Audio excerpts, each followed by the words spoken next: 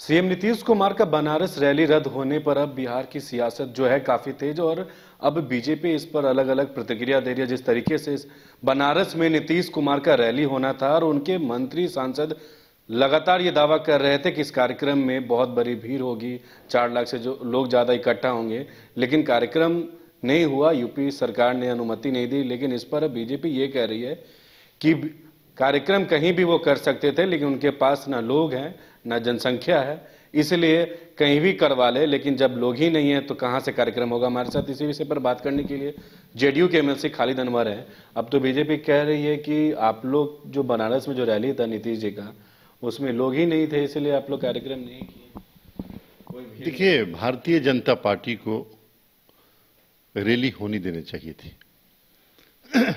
ये नीतीश कुमार की रैली थी, विपक्षी एकता की रैली थी, जनता दल यूनाइटेड की रैली थी। रैली होने के बाद ये कहते कि लोग कितने आए, नहीं आए, क्या हुआ, ये सब होने के बाद की बात थी। आपने पहले क्यों रोका हमको? क्या आपने उत्तर प्रदेश को पुलिस स्टेट बना दिया है? क्या लोकतंत्र नहीं है वहां? क्या आप ये चाहते हैं कि किसानों की आवाज न उठे, बेरोजगार नौजवानों की आवाज न उठे? क्या आप ये समझ रहे हैं कि वहां जो पिछड़ा, अति पिछड़ा, दलित जो अत्याचार का शिकार है, उसकी आवाज कोई न उठाए? तो ये नहीं हो सकता।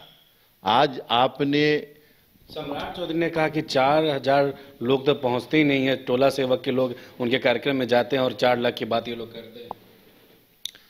नहीं, सम्राट चौधरी जी को पहले ये बताना चाहिए बिहार के लोगों को कि क्या बिहार के मुखिया नीतीश कुमार बिहार की इज्जत हैं या नहीं है? क्या 13 करोड़ बिहारियों को बेइज्जत करके भारतीय जनता पार्टी उत्तर प्रदेश में उसके मुखिया को रोक करके, बिहार की इज्जत को रोक करके बिहारियों की बेइज्जती की है या नहीं की है? उनको ये बताना चाहिए कि उत्तर प्रदेश की भाजपा बिहार के लोगों को किस निगाह से देखती है। आप 4,000 लोग, 5,000 लोग, मैं ये कह रहा हूं कि हमारे पास 0 लोग होते, आप रोकने वाले कौन होते हैं? कौन ये कहने वाले होते हैं कि कॉलेज पे बुलडोजर चला दिया जाएगा? कौन होते हैं आप ये कहने वाले कि आपकी मान्यता रद्द कर दी जाएगी? आप ये कौन होते हैं कहने वाले कि उत्तर प्रदेश की जमीन आपकी हो गई है? क्या ये किसानों की जमीन? अनवर जी, आपको भी लगता है क्या नीतीश कुमार के रास्ते में ये यूपी का बुलडोजर बाधा बना? ये नीतीश कुमार के रास्ते में नहीं है, ये लोकतंत्र के रास्ते में है, ये किसानों के रास्ते में है, ये बेरोजगार नौजवानों के रास्ते में ये बुलडोजर है, जिसको देश के 130 करोड़ लोग उठा करके फेंक देंगे। और भारतीय जनता पार्टी अगर लोकतंत्र की हत्या करना चाहती है, हमारा देश भारत और भारत के लोग इसकी इजाजत उनको नहीं देंगे। लेकिन जो वहाँ कॉलेज के प्रिंसिपल थे, उन्होंने आज कहा कि ऐसे कोई जानकारी हमें नहीं मिली कि यहाँ पे रैली होने वाला था, कोई कार्यक्रम। प्रिंसिपल वहाँ कब कह रहे हैं? क्या वो हमारे साथ खड़े हो जाएं? प्रिंसिपल मान्यता रद्द करवा लें, वो कह दें कि हाँ उत्तर प्रदेश प्रशासन के कहने पे हमने रद्द किया? यानी क्या आप लोग इतनी बिहार के लोग तो सब चीज समझ रहे हैं कि आप कैसे धमका रहे हैं, कैसे बयान दिलवा रहे हैं, कैसे अपने पक्ष में जो है ना सब कुछ कराने की कोशिश कर रहे हैं, ये सब समझ रहे हैं। और आपकी इन हरकतों पे 130 करोड़ भारतीयों की निगाह है। भारतीय जनता पार्टी ये समझ ले कि अहंकार, घमंड, हिटलर शाही, मसूलिनी शाही इस देश में चलने वाला नहीं है।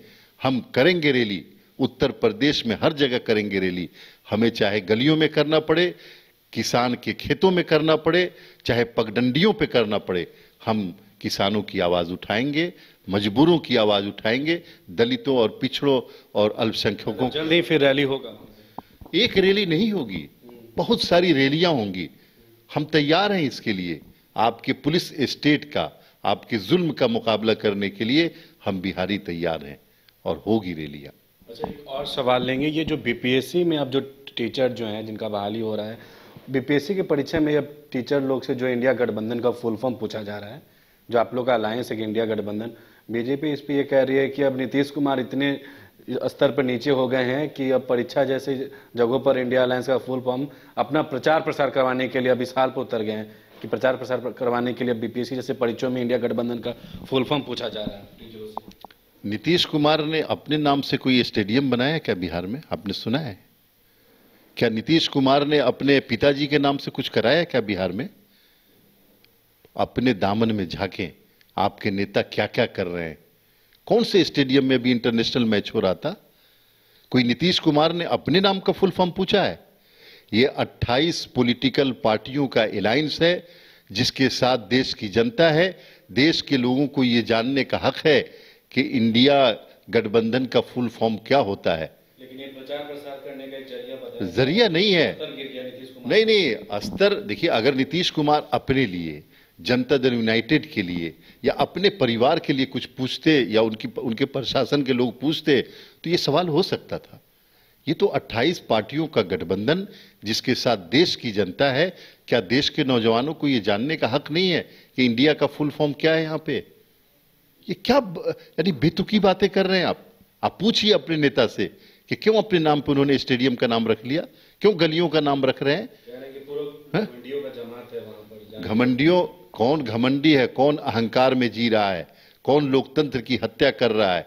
कौन रातों रात फैसले करता है कैबिनेट को बाईपास करके? कौन पार्लियामेंट को बाईपास कर रहा है? कौन पार्लियामेंट में आवाज ही नहीं उठाने दे रहा है?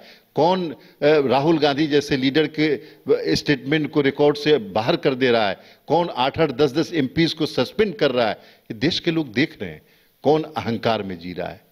आपके पास कैबिनेट पूरी पड़ी है, आपने खुद से डिसीजन ले लिया कि आर्मी में बहाली होगी और आर्मी की बहाली को खत्म कर दिया।